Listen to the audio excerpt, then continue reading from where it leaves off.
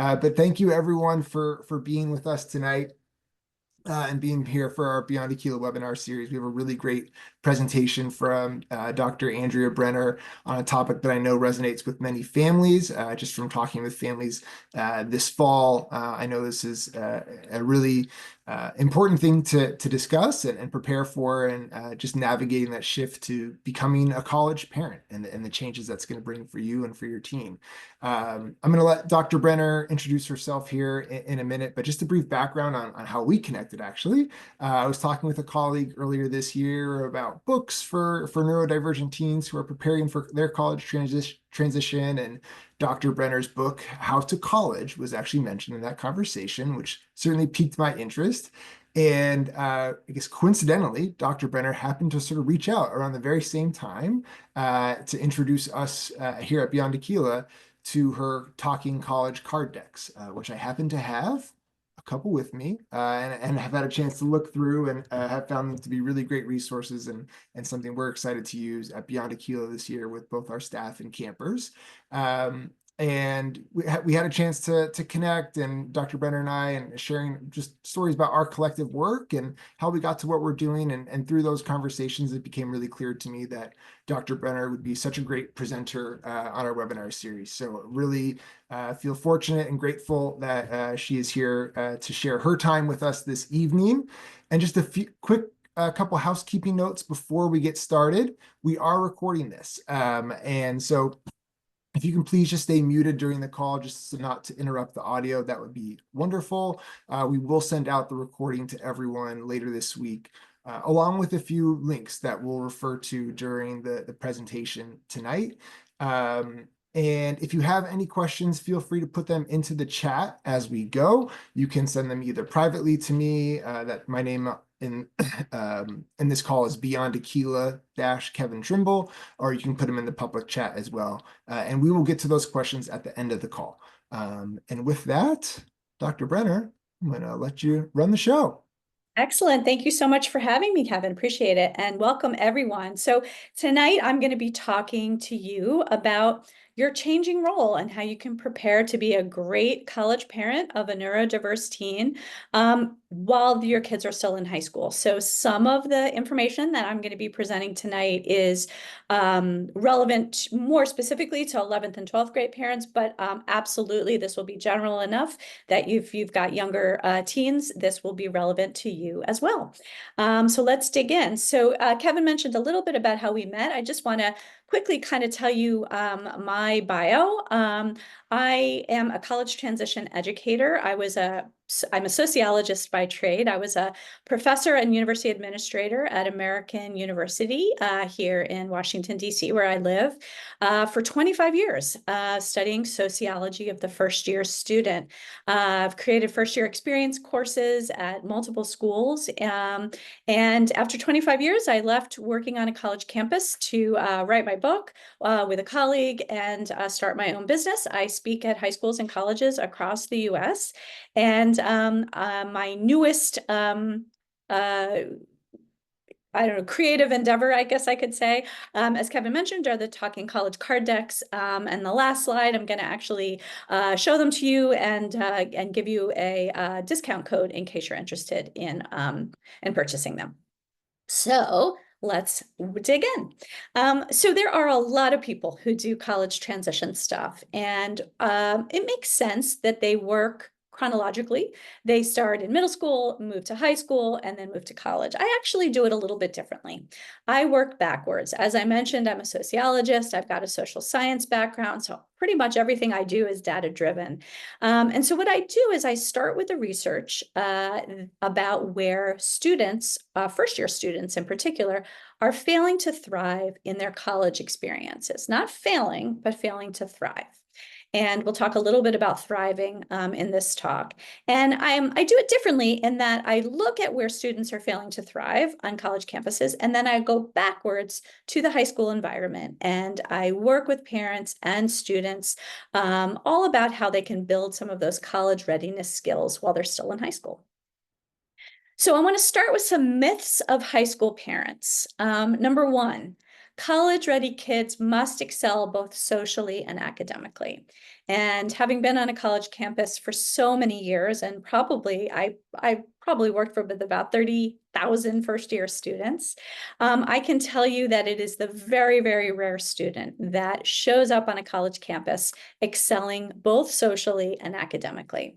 So if you think that your teen is maybe a little behind with their executive functioning or time management skills, and their academics suffer, or they have trouble making friends, working in groups with peers, really struggling a little bit socially, that doesn't mean they're not college ready. And so please know that college staff and faculty are ready to welcome first-year students who are very messy. They're messy in their bodies and they're messy in their minds. So if your kid is messy, that does not mean they're not college ready. Another thing I hear from parents quite a bit is no one at college will get my kid. What I say to that is, yes, in so many ways, you're right. Certainly parents should and do know their kids better than anybody else. That said, once you drop your kid at college and they actually get into that college campus environment, what they're going to realize is those faculty and staff that they're meeting with have, as I did, thousands and thousands of interactions with first-year students. And so even though the parents certainly know their kids, and I'm a parent, I know my kids better than anyone, they are really starting in an environment where there are trend studies, where there are professionals who know what the 18 and 19-year-old brain looks like and where students do struggle. So please keep in mind that your kid will be got and they will find their people on the college campus. Another myth is that teens don't want to learn from their parents. And I think if you know anything about adolescent psychology, you know that teens don't want to admit that they don't know things. They pretty much know everything when they're teens. We know a little differently. But when we do focus groups, and I have done many of them with high school students, talking about the transition in college, they actually talk about the fact that they really do want to hear their parents' stories, regardless if their parents have been to college or not. This works with first-gen families as well. They do want to hear those stories of when their parents were 18 and 19 years old, and maybe some of those mistakes they made. So surprising to many parents, but teens actually are interested in learning some of those life lessons that we all learned as teens. Another myth of high school parents is that the college process ends with acceptances. And I think a lot of parents, once their child gets that acceptance letter and they know where their kid's going to college, they kind of shake their hands and they say, we're done. We're in and we're done. And in fact, that's where the hard work can really begin, because that's when the transitional piece starts. So I think it's a misconception that there's adulting skills that are magically in that college acceptance envelope, but that there is quite a bit to learn, and the earlier the better. But if you're just starting your kid's senior year, there is still time, not to panic about that. But of course, the earlier the better. And then another myth of high school parents, probably the biggest one, is that it's just my kid that seems to be pretty messy and other kids have it all together. And I can promise you, I speak to audiences of hundreds of parents who are thinking just this, and that is not the case. So I'm going to talk about 5 different things tonight. The first one we're going to do together is defining the differences between the role of the high school parent and the role of the college parent, and they're pretty different. We're going to talk about encouraging and normalizing mistakes and challenges, and planning ahead with your high school student about how they will be handled. So not avoiding mistakes, but in fact, focusing head on about the fact that mistakes are normal and we need to figure out and tease out how we can handle them when they occur. Number 3, we're going to talk about working early on some teachable and important college life skills, things you can start right away. Number 4, ways to support your student as they start exploring campus resources and they prepare to potentially seek disability accommodation. So we'll talk about that as well. And then finally, and maybe most importantly, we're going to talk a little bit about parent and adolescent psychology and shifting language to the student as the problem-solving lead. We are fixers by nature as parents. We're really good at that. But this is time, high school, the end of high school especially, is time for us to really help our students step up as the problem-solving lead. And in that respect, begin to discuss some kind of what would you do scenarios in the college environment and upcoming decisions that they'll need to make. So number one, defining roles for these different factions. And the college does a great job of defining its own role. If you read a college mission, doesn't make a difference if it's a large state university or a small liberal arts college. Missions look very similar. The college knows exactly what it's doing, and it defines its role pretty simply in its mission. They also, colleges, define the role of the college student, and most of those missions look this very similar as well. We are training leaders of the future, members of a community, etc. Unfortunately, the role of college parents is really not discussed, neither at the high school level or at the college level very well. Some colleges, some high schools are starting to do it, but college parents are pretty much out there and they're on their own because there's not a lot, and that's a lot of my work kind of fills that void, I believe. And as by nature, we, as I mentioned, are fixers. We're really good, and this is really time for us to step into a new role as college parents. So we'll talk about what that means. So here's a chart. This chart's actually from my book. And I want to, again, not everything's going to apply to every student or every family, but there's a lot of commonalities here. So many high school parents help organize their kids, but college parents are not going to be doing that day-to-day organization anymore. They need to move from the role of organizer to the role of supporter. And that includes supporting the student to find their own resources on the college campus. So I do think this is something that makes a lot of college parents nervous, is they think, my teen has relied on me so much. I have been an advocate, especially for neurodiverse teens. Parents have needed to be advocates in many situations. But in fact, the student is not going from dependent to independent overnight. What they are needing to do is to move from their parent or parents as the main support system to the roles of those college faculty and staff. Resources are abundant on college campuses, but they're only useful if students actually seek them out. High school parents are also fixers. As I mentioned, we're really good at that, but we need to move to the role of encouragers and leave the fixing to our kids. And I'm going to talk about the role of the federal law called FERPA on the next slide. And that will kind of explain why we need to move to the role of encourager. It's the right thing to do for our students' growth and development, but it's also what we need to do legally once our student becomes a college student. High school parents often remove obstacles. Again, something we're really good at. You may have heard of the role of the helicopter parent kind of hovering around, and that's moved to the snowplow parent, where parents have just kind of come in and cleared the road for their kid. But in fact, the college parent needs to step aside for the student to traverse those obstacles on their own. Not only do they need to learn to be an adult, a young adult, they're not perfect at it yet, and we shouldn't expect them to be, but they do need to learn how to do that. But we actually don't even have the ability to know what's happening in their day-to-day life when they're college students. If you, like me, have heard yourself say something like, while you live under my roof, you will do X, Y, Z. What happens when your child actually lives under a different roof? What does that look like? And that's the role of a college parent, right? We may have a curfew for our kids, for example, but there's no such thing as a curfew on the college campus. The high school parent often provides daily reminders and reiterates expectations. I feel like a broken record. I'm saying the same thing over and over again. Well, that's because we are. But in college, the parent really knows very little about what's happening in the day-to-day life, and they're rarely providing reminders. And so instead of providing those daily reminders until our student graduates high school, it's a great idea to start lessening our a role in that daily reminding and allow them to fly on their own, even if they're going to make some mistakes in their junior and senior year of high school. And it's important that our students we're kind of setting them up to set their own expectations. That doesn't mean that we can't explain what we hope for them. And we certainly do have some non-negotiables. I actually just gave a talk to the parents of the first year students at Georgia Tech the other day, and we were talking about their students' first Thanksgiving home. And a lot of parents were nervous, and I said, this is still your home, right? And we have non-negotiables. Maybe visiting grandma is a non-negotiable, but me telling you what time to go to bed is something that we can negotiate.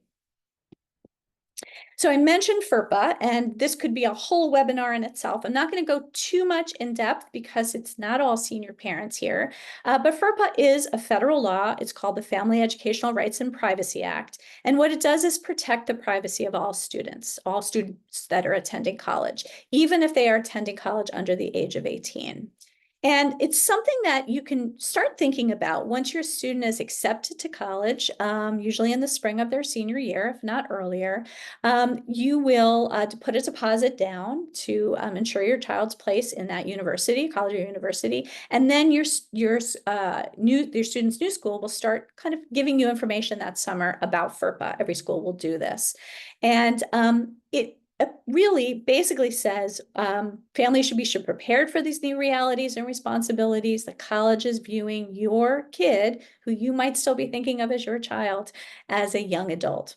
And unless your college student signs a waiver, this federal law protects, and you can see the bulleted list there, it protects any information. So you cannot call the school unless there is a signed waiver and get information about your students' disability accommodations, about your students' grades, about their academic progress, and if they're on academic probation. All of those things are kept private, and that's a relationship between your student and the school. If your student does sign a waiver, then as a parent, you do have access to those things. There's one last thing on that list there, tuition notifications and scholarship information. That's actually starting to shift quite a bit. Colleges have gotten smart because they realize that 18-year-olds are pretty terrible about reading emails. And of course, colleges want to get paid. So most colleges now have a FERPA waiver for tuition notifications. So your child is not fully responsible for getting those emails on their own. So I do want to just mention a few things, and you have got a long time to think about it, but I like to kind of have parents percolate about this. A lot of parents think it's black or white, right? I'm going to have my students sign the waiver or not. And yes, that's true in some ways, but I'm more in that gray area.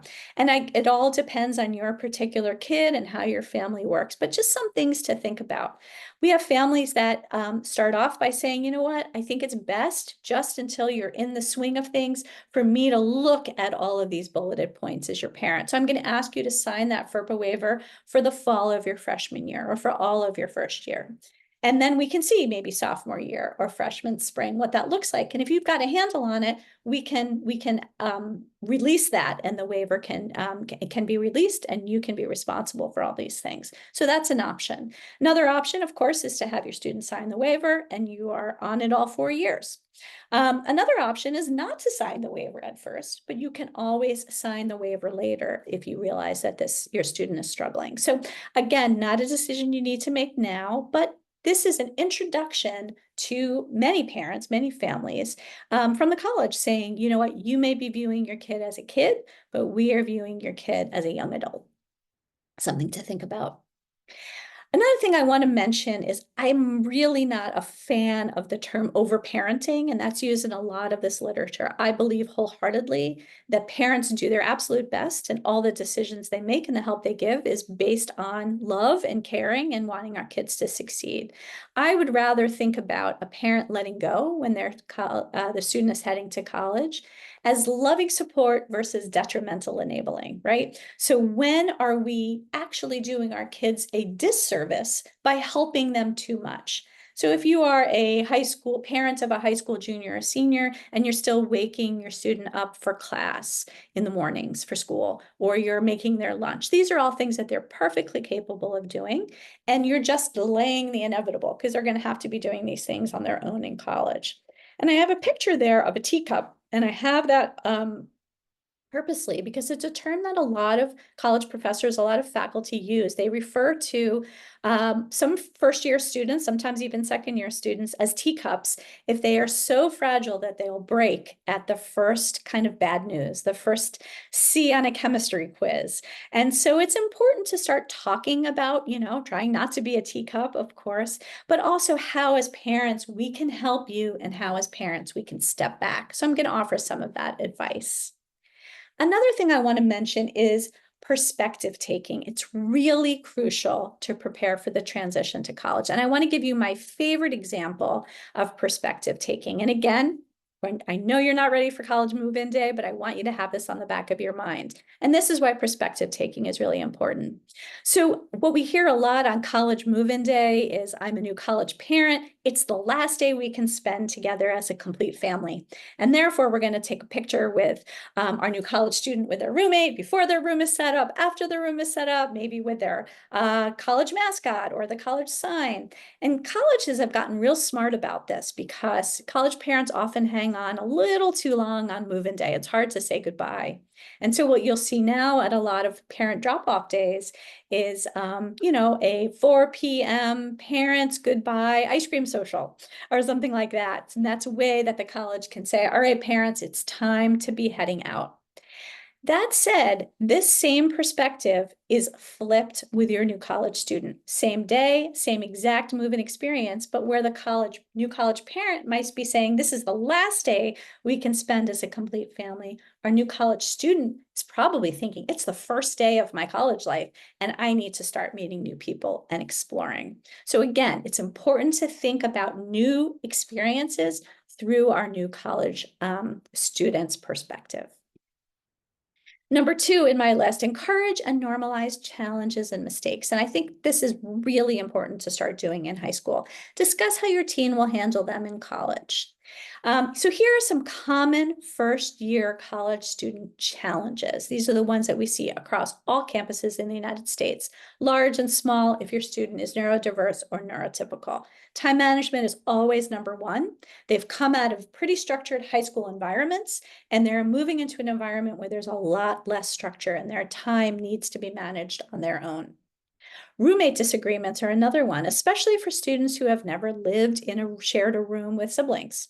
That can be really, really tough. Sometimes they're very tight quarters, and their roommate may have a very different background, different politics, different socioeconomic status, different racial, ethnic, religious background, and disagreements can certainly arise.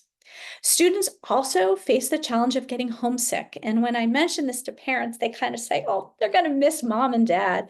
And yes and no. When we actually sit down with focus groups of students, when they talk about homesickness, they talk about missing pets, siblings, and number one is actually the ease of home. Right? They actually talk about that. When I'm hungry, I can open the fridge and there's food in there, and magically the cabinets are refilled with snacks. But actually, once the students in college, if they want anything in their little dorm fridge, that's something that they're going to have to actually go purchase and put in there. And so that's just the ease of home is really hard for a lot of first-year students. A lot of students also struggle with their health, physical and mental health. We'll talk about that as well. Course selection is another challenge, especially for first-year students at large universities. I think there's a misconception in high school where students have to take so many required classes that once they get to college, they can take, advanced nuclear physics, and they will be able to take that, but rarely in their freshman year. And depending on the school, many schools do have core requirements, and almost their entire freshman year might already be solidified. Their course schedule might be solidified. They may have very little choice until their sophomore year. And that's an important thing to learn in advance, and so your student doesn't feel that that's a challenge for them.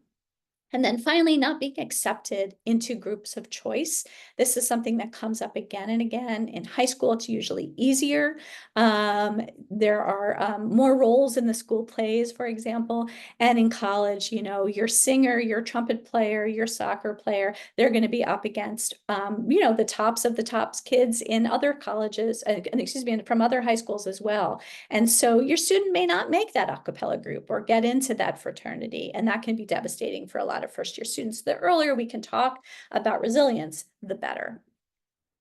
So those were some of the challenges. Here are common first-year college students' mistakes, and across the board, again, neurodiverse, neurotypical, large universities, small universities. These are all developmentally appropriate mistakes for the 18, 19-year-old brain.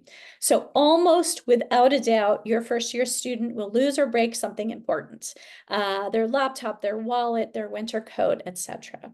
They will often struggle to use campus resources. When you go on college tours, and some of you may have already done this, you hear about all the amazing campus resources. And there are hundreds of different people to talk to and places to go on a college campus. But as I mentioned earlier, they're only helpful if that student crosses the threshold and walks into the counseling center or academic support or disability services. A lot of first-year students make poor financial decisions, hopefully a small, poor financial decision. But, it's, again, talking about budgeting, talking about money is really, really important before your student leaves for college. A lot of students don't ask for academic help. They may have asked in high school, but or they're really nervous around professors. And as I was a professor for 25 years, it is hard to get first-year students in. And actually, the data across college campuses shows that the majority of college students don't start going to see professors in their office hours regularly until their sophomore spring. And for many students, that's pretty late and their grades might be tanking. So it's important to push your students to get in to make sure they do see their professors or their TAs as soon as possible. Another way that students kind of struggle in college is getting over or under involved. They don't know how many clubs and organizations to join. They haven't really gotten off that rat race of or that gerbil wheel of high school where they're trying to rack up all those leadership roles. I love to tell students it's ideal to join 3 different clubs in college, something for yourself that's a passion area, something that's fun. Maybe it's theater, maybe it's a club sport. So something for yourself, something for others. Maybe that's Greek life where you're doing some kind of philanthropy, volunteering in the neighborhood, teaching kids to read, whatever that might be, doing something for yourself, doing something for others, and then also doing something for their career path or their academic major. And that could be something real small, like joining a psychology club or attending a lecture by a neuroscientist, just really starting to think about ways, even if their major is going to shift and change over the year. So ideally 3 clubs or organizations, something for themselves, something for others, and then something for their kind of their career academic path. And a lot of first-year students do make poor social decisions. Something I talk about in my card decks of discussion prompts are about, drugs and alcohol, making poor social decisions. What would you do in different scenarios if you find yourself in an uncomfortable situation? So number 3, I really believe that it's important to begin early to work on some teachable life skills that your kids will need for college and beyond college. And this is one of my favorite Google images because it really, to me, kind of it shows if you're reading, Grown and Flown and all of these lists that are what college students need to learn before they head off. Number 1 is always doing laundry. And I just love this image because it really looks like, if your kid is just unbelievably overwhelmed by doing laundry, their life is going to fall apart. Well, first of all, most high school students already know how to do laundry. They may need those skills tweaks a little bit, but there's a lot more on their plate beyond doing laundry. And you may see hysteria or you may hear hysteria, but let's talk about some of those other pieces. So here's a list of just some college level life skills that your students will eventually need. And these are all things that can be started in high school. And I'm hoping that some of these things are items that your students are already doing. So they should certainly know how to do laundry, iron, and some basic sewing. If they have a shirt that they're wearing that needs to be ironed for an interview or an internship and their button pops off, they should really know how to sew it back on. They should know how to read schedules and book travel. So if that's something that you've done for your kid before, high school is a great time to get them involved. They're probably more computer savvy than the parents are anyway. They should know how to prepare simple meals. And maybe you're thinking, isn't my kid going to be on the meal plan? Yes, 99% of colleges absolutely insist that first-year students are on the meal plan, but almost every college dorm has a kitchen that has, basic cooking things, knives, serving spoons, any kind of baking, microwaving, things like that. So if your student doesn't know how to bake simple meals from home, send them to college with some basic recipes and go over those skills so they actually have them before they enter that environment. They should know how to care for and clean their living spaces. They should know the difference between a window cleaner and a surface cleaner, how often to take out their trash, how to change their sheets, etc. They should know how their family is paying for college, costs, financial aid, scholarships, and as early as possible, start talking to your kids about how expensive college is and what that looks like for the family budget. They should know how to use a phone to make appointments and ask for help. Our kids are fantastic at texting, and they're really not great on the phone with phone skills. But college professors, financial aid officers, residence life directors, they actually use phones. They're grown-ups, and they are going to expect students to know how to have, how to really use a phone. They should know their social security number and they should memorize that. They can do that in high school. They're going to need that quite a bit in college. And of course, as we know, the safest place for things like that are in our brains. They should know what information to keep confidential. They should have the basics of health insurance. What is a copay? How to fill a prescription. They should know how to treat pretty simple common illnesses and manage their medication dosages. They should know how to keep and record a budget and write a professional email and leave a professional voicemail. So hopefully your kids are already doing some of those. But these are skills that you can start working on right away. And my card decks, my book has many more, but this is just some basic ones. Number 4, support your student as they explore campus resources and prepare to seek disability accommodations. So here are campus resources that are found at most universities in the United States. Note that they may have different titles. So the counseling center at one campus could be called the mental health center or the office of student support at another center. It's a little bit annoying that it's not consistent, but do know that these things exist at most places. So there will be a counseling center on your student's campus. Most families don't realize that most universities have between 6 and 8 counseling sessions included in your tuition dollars. So you're not paying addition if your student needs to seek counseling, mental health counseling on a college campus. If they are looking for an off-campus therapist, maybe a therapist that they're currently seeing, can't see them across state lines, the best place to find an off-campus therapist is actually at a university counseling center. They will have a list of therapists to refer you to. Health center, if your student has some health needs, can also help you find an off-campus medical provider if needed. College campuses have career centers. It's not something first semester students need to know. What I love to say to families is in the fall of your freshman year, you should know where the career center is, and you don't have to worry about entering it until the spring. And why is it helpful even in your first year in the spring to enter the career center? Because that's a wonderful place for them to find summer work, even if they're going to be in a different state. There'll be alumni connections, and there'll be excellent professionals in the career center to help them prepare resumes, to practice interviewing skills, all of that, again, included in tuition dollars. If they're interested in a religious or spiritual community, that is also on a college campus. You can find that all online.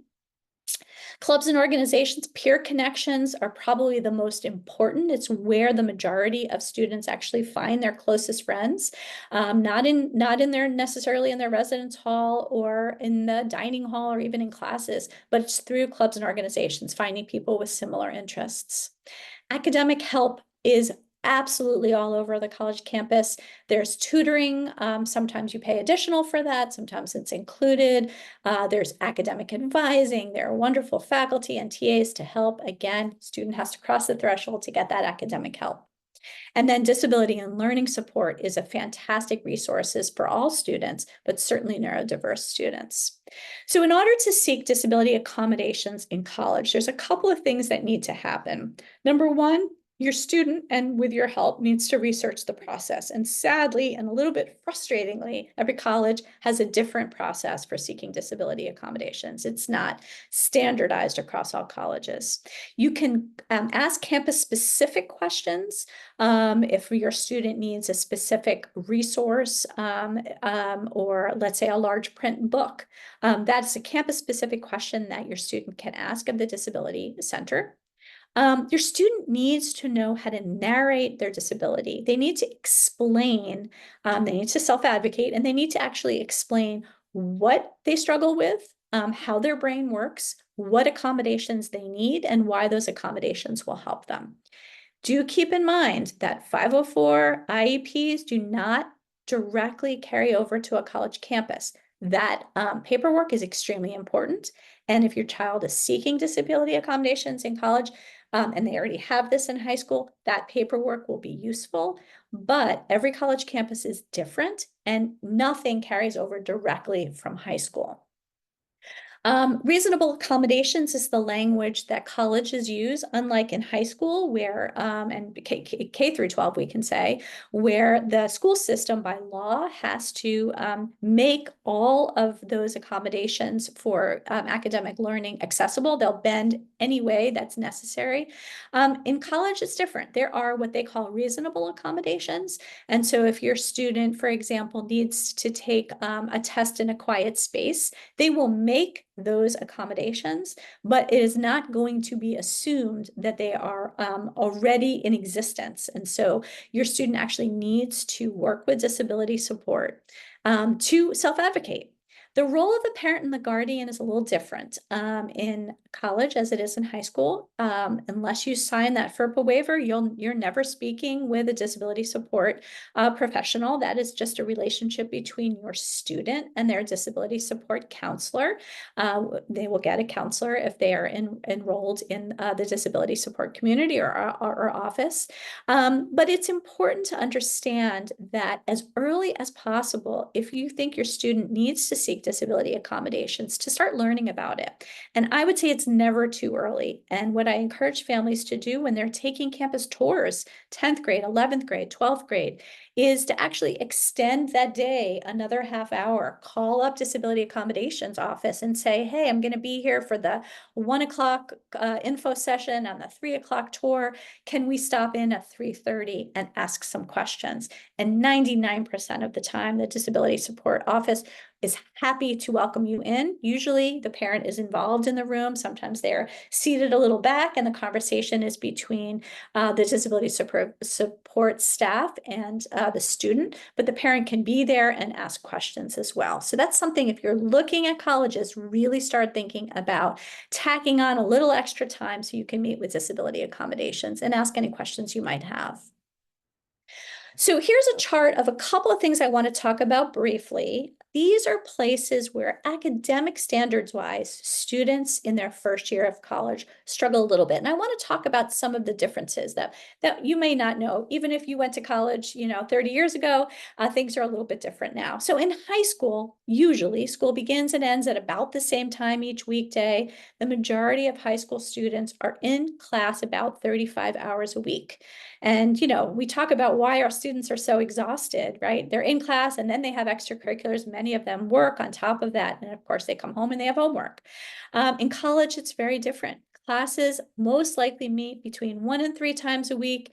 And college students, with the exception of some majors, computer science and engineering are the two big ones, they're usually in class between 12 and 15 hours versus the 35 hours they were in high school. Their brain might be shifting many more times in high school, with maybe up to even 7 different subject areas in a day.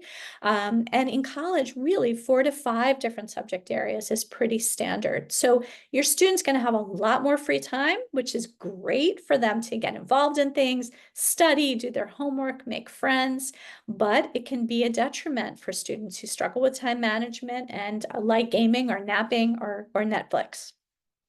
Something to talk about.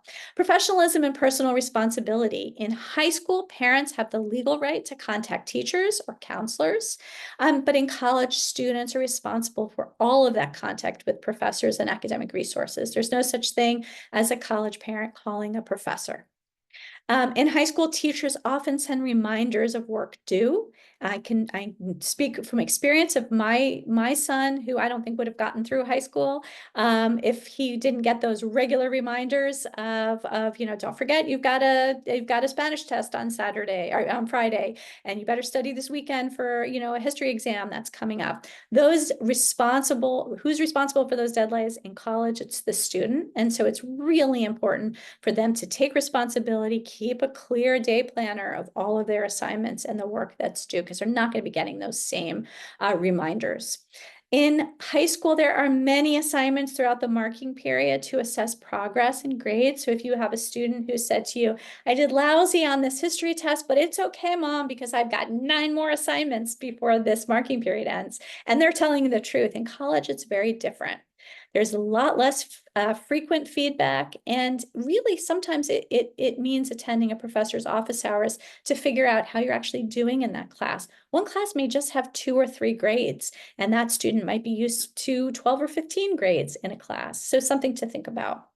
And then in high school, and I would say this might be the biggest one where we've seen some students struggling. In high school, teachers often explain readings and relevant concepts in class. So if your student is studying for a history test or a chemistry test and they're confused by something, they say to themselves, and they have every right to say this, you know what, I don't understand it, but it'll be explained in class tomorrow. And that's true in high school. Not in college. The majority of college classes meet only for 14 weeks, usually twice a week. So that's professor is only seeing your student 28 times, and that includes exam periods. And so what they do expect is the student needs to really understand what was assigned before class begins. And if your student comes in underprepared or unprepared, they're going to fall behind because professors do build class lectures with the assumption that the student understood what they read. Does that mean your student needs to understand everything they read? No, but it means that they need to seek help. Office hours, going to a TA, going to a peer in the class, a friend in the class, to get some help before the next class. That's really important. And then finally, shifting language with the student as the problem-solving lead, and kind of begin to discuss college scenarios, wellness, and the upcoming decisions that your student's going to be making as a new college student. And that might be next year, or that might be 4 years from now. So one thing I want to mention is the stress-distress continuum. And you may have seen this if you've, broken your ankle and gone to an emergency room. How much pain are you in right now? Well, we can actually talk about that in terms of mental health as well, especially for neurodiverse kids. So you can start talking, even in high school, about the normative nature of stress and the extreme nature of distress. And stress is usually when our students can handle normal stress is typical for a college student. If they're feeling no stress, the college is probably, their classes are too easy.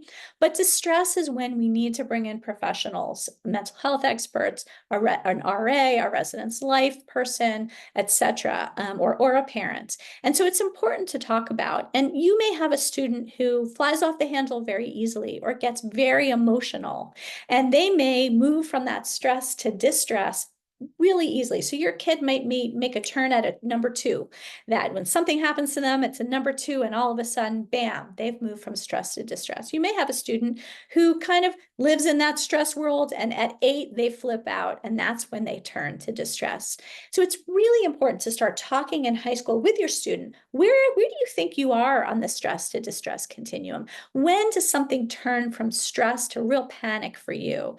And then if you do get a call from a very upset or frustrated first-year student who says, I hate this place, I have no friends, this is the worst environment for me, etc., etc., very dramatic things we hear from a lot of first-year students, you can kind of gauge where they are. Are you at a 4? Are you at a 5? Sometimes it's easier to actually have a numeric, a number to talk about than this is the worst day of my life. And then we are assuming they're at a 9. So what would you do scenarios are really important. These are directly from my Talking College card decks, but again, these are great dinner table conversations. Are you able to narrate your personal health history to a medical provider? So if you sprain your ankle in college, or you break a finger and you end up in the emergency room and they give you a clipboard, are you able to actually record your personal health history? Do you know your surgeries, your allergies, your medications, etc.? Or does the first call have to be to mom? How would you care for a friend who has passed out from alcohol use? That's another big question. I hear from a lot of parents, my student doesn't drink at all. They have no interest in partying, and that's fantastic. But they may very well live with a roommate or have a friend who actually does engage in those activities. Does your student know what to do? How might you approach a situation where a new college friend can't afford things you can afford, or when you can afford things that others can? So maybe you might be able to go off campus to get pizza or sushi one night, but you might be living with a roommate who is a full scholarship student and they have to have all of their meals in the cafeteria. How do you approach that situation and be inclusive? So these are great dinner table conversations, parent-kid conversations to have in high school. Practice reflective listening. This is another big one. And I'm sure some of you already do this. If you have a student with high highs or low lows, they get very upset. They might cry. They might scream. A great thing to do is to say, do you want to vent or do you want to problem solve with me? And a lot of times, the first time we say that, it takes our kids by surprise because they're used to us coming in and fixing right away. But that's a great question to ask. And sometimes parents are surprised because their student says, I just really wanted to vent. I don't really need your help problem solving right now. I'm just angry or I'm upset. And then try using I rather than you messages. And I would say out of all of the things I've presented for you tonight, this might be the most important, and you can start tomorrow if you're not already doing it. So if you, like me, are a parent who says, yes, you can take the car, you can go to that party in the next town, but what I expect you to do is text me when you arrive. And of course, that's our 17-year-old. They don't text when they arrive, and we get angry. And so we can immediately call them or text them, you promised to call or you promised to text when you arrive. Those you messages often fall on deaf ears. But if we flip the script and we use I rather than you messages, our teens are often less defensive. I get really anxious when I'm expecting a call from you and I don't get it. I get really nervous when I expected that text. Make it our problem. They're often, not always, but often less defensive, and the conversation often goes a little bit better with teens. Helping reframe language used by young adults from what should I do to here's my plan, what do you think? And this is a great way we can train our high school kids. A lot of times our students will come to us and say, I have a problem, what should I do? And we answer because we know we're really good at problem solving. But I say, throw it back on them. Well, what do you think you should do? Or why don't you come up with a plan and then run it by me? It doesn't matter if it's perfect. We can tweak it together. So that's terrific language and great conversation starters for your college-bound kid. And then I would also talk about redefining what adulting means. And if we sit down, and I've done this with focus group after focus group of high school and college-bound students, and we say, what does adulting mean? Here are the answers that we get. It means going it alone. It means not relying on others. And then there's always some kids go, I don't know, it's a total mystery. But if we sit down in focus groups with a bunch of adults, 40 years plus, these are the responses they give. Adulting means using our resources, asking experts. Sometimes we get Googling stuff, asking family and friends for help, and owning our mistakes. And I don't think we do as a society. I don't think we do a great job of kind of redefining adulting. And what adulting means to adults is very different what it means to high school students. We have no trouble asking for help, and high school and college-bound students do. So finally, what about now? So here's my advice. Tease out your teen's specific needs for growth. They're not going to need to grow in every area. Some areas they're already ready for independence, but figure out where your kid really needs to work. Think about ways teens can step up and parents can step back in your particular family right away. And that could be just waking up with an alarm. Remember that the roles for high school parents are different than the roles for college parents. And most importantly, understand that growing up is not the same as being a grown-up. So the goal here is to help your teens help themselves and take the central role as they prepare for this upcoming transition to college. So I'm going to end here and I'm happy to take some questions if there are any. Just wanted to quickly show you that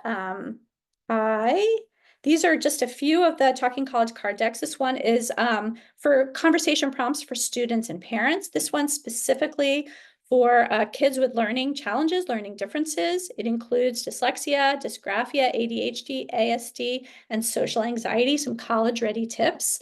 And if you are interested, you can use the promo code, as it says here, ADHD, when you check out at talkingcollege.com, and you'll get a discount on all of your of your card decks. Anyway, that is it, Kevin, and I'm happy to take any questions. Thank you, Dr. Brenner. And I can give my endorsement of these card decks. I have had a chance to look over them and look through them, and again, really excited to include them in our programming with our campers this summer, and also as a support for our staff too, who are going to be working with our campers. And so much of what you shared really resonated with me from partly from my own personal college experience too. It really brought me back to my first really bad grade, which actually happened to be in sociology of all things.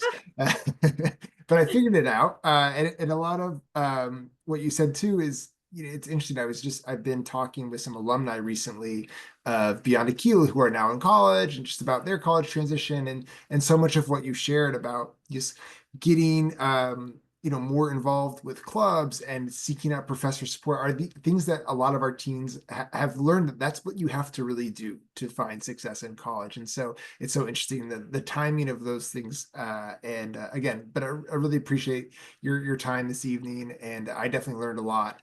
I have a couple questions while we wait for maybe some more questions to come in too. But one thing, it was so cool to hear that you gave a presentation to parents of Georgia Tech freshmen.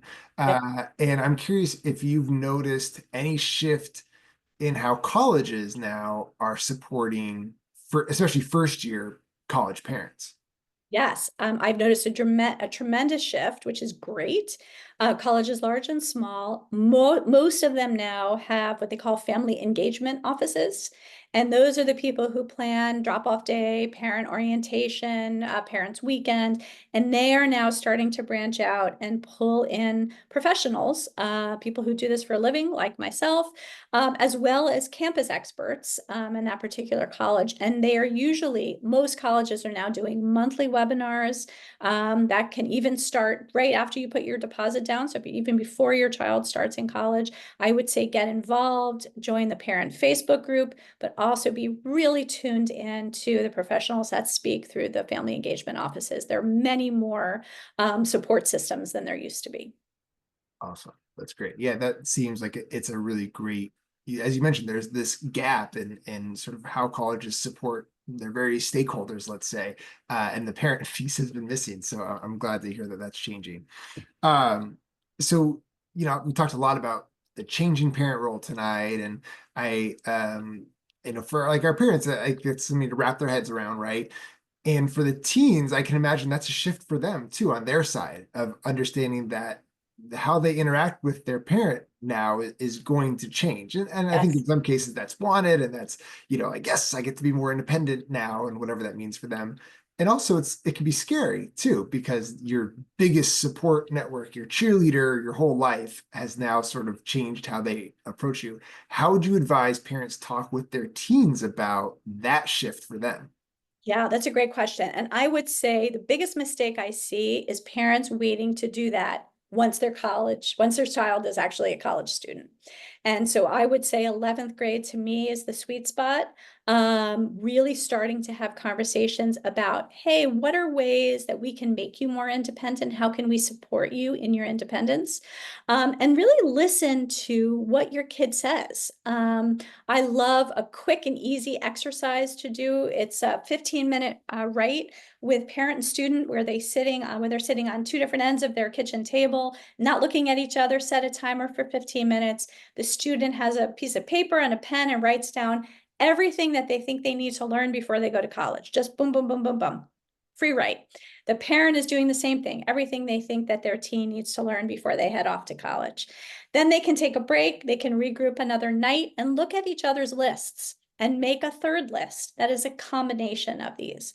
On some of the things on the parent list, the student will say, I know how to do that already, or I know how to do some of that already, right? And then parents are sometimes surprised by what's on the student list. A lot of times we get, my favorite one is, I need to learn how to do my taxes. I think there's things that students worry about that aren't necessarily a huge part of that transition to college yet.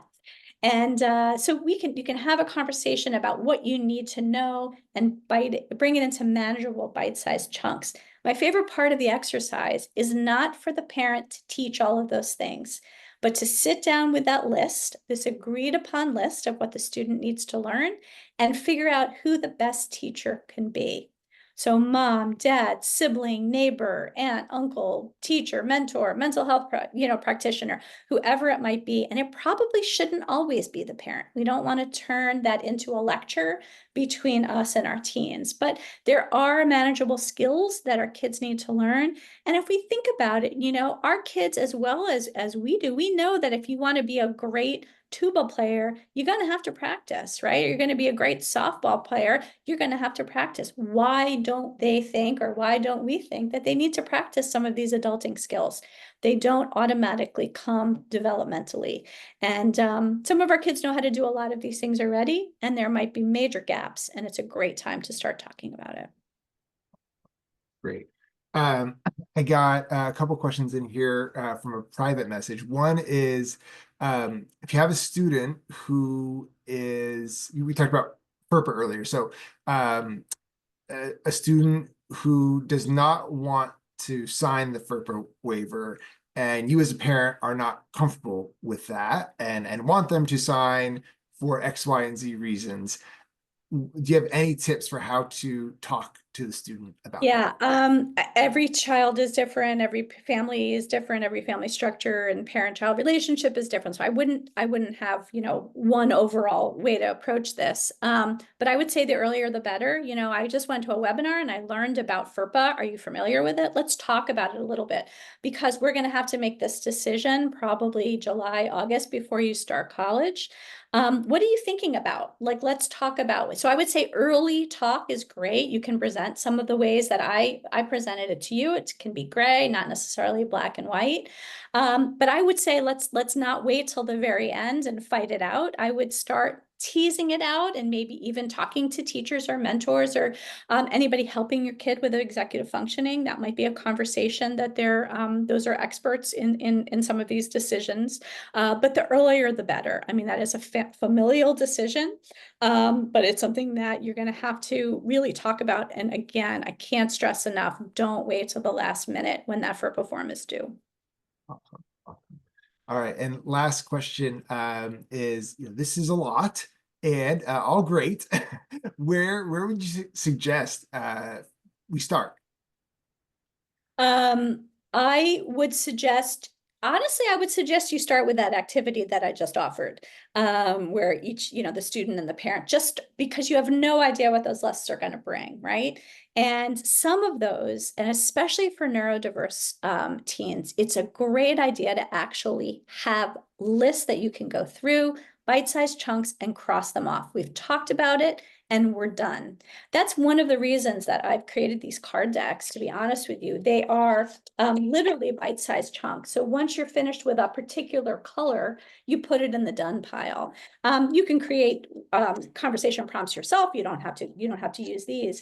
But I think really thinking about, these are pieces that we need to learn. I can help you learn them. But the nice thing is, once you've learned how to do X, Y, Z, we can put them in the done pile. And sometimes, although I'd love to sell my books to everyone, I think that's a lot sometimes, especially for a neurodiverse 17-year-old, to give them a book and say, here, learn how to do college. So bite-sized chunks, slowly and steadily. The last piece of advice I would offer, and this isn't just me, I think a lot of experts say this, is once your student enters 11th grade and the school even starts talking about college, try not to talk about college every night. Try to find one night a week. My family was a Tuesday night. Everyone happened to be home that night. And that was the night we said, that's our college discussion night. And either pull some discussion prompts and start talking about them, or you can go through this list that you've created and start talking about things. Anything from, what would you do scenarios, to what do you think about spirituality in college, to do you want to join a fraternity or sorority? Maybe, oh, these are the colleges you're interested. Let's look at their clubs and organizations or their mental health support online. Whatever that might be, earlier the better, but keep it specific to one night a week. That's college night. And then really just let them enjoy or get through high school on the other nights.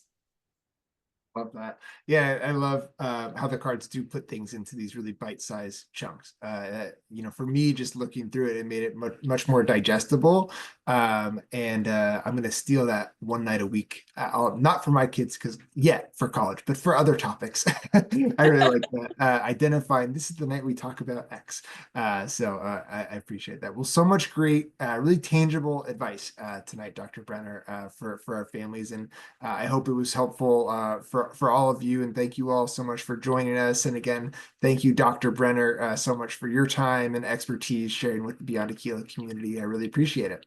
Thank you for inviting me. Have a good night, everyone. All right. Good night, everyone.